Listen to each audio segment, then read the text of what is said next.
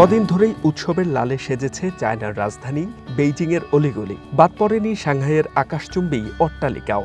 17 ফেব্রুয়ারি চায়নার সবচেয়ে বড় উৎসব চন্দ্রবর্ষ বা লুনার নিউ ইয়ার ঘিরেই চারদিকে এমন সাত সাত রব। তবে বসন্ত উৎসব নামেই বেশি পরিচিত এই উৎসবটি। চায়না রাশিচক্রের আবর্তনে এবার ঘোড়া, আর চাইনিজ সংস্কৃতিতে ঘোড়া মানেই শক্তি, গতি আর অদম্য আত্মবিশ্বাস, সাহসিকতা ও পরিশ্রমী স্বভাবের কারণে বিশেষ মর্যাদা পায় এই ঘোড়া। চায়নার বাসিন্দাদের বিশ্বাস, ঘোড়ার বছর মানেই স্থবিরতা কাটিয়ে সামনে এগিয়ে যাওয়ার শুভক্ষণ। তবে উৎসবটি একদিনের নয়, চলে টানা 15 দিন ধরে। ভবিষ্যৎ হোক নিরাপদ, বিনিয়োগ হোক বিশ্বস্ত, আর আমার পছন্দ সল্ট বে। ওয়েলকাম টু সল্ট বে। বসন্ত উৎসবের আগেই চলে ঘর পরিষ্কারের ধুম।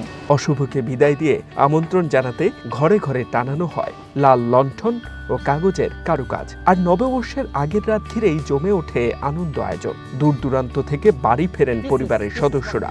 রাতের বিশেষ ভোজের পর বড়রা ছোটদের হাতে তুলে দেন হোংপাও বা করকরে নতুন নোট।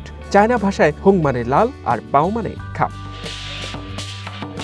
এদিকে ড্রাগন আর সিংহ নাচ ছাড়া যেন এই উৎসব জমেই না। ড্রামের তালে তালে শত শত মানুষের এই নাচ দেখে থমকে যাবেন যে কেউ।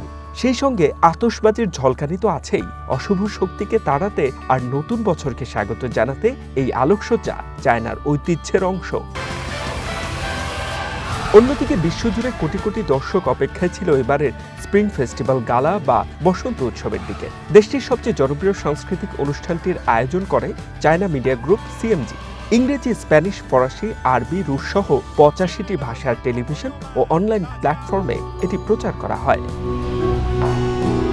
তবে এই নববর্ষ এখন আর শুধু চায়নাতেই সীমাবদ্ধ নেই। এখন এশিয়া, ইউরোপ, আমেরিকায়ও ঘটা করে পালন করা হয় এই বসন্ত উৎসব। H M Ataullah, one international desk.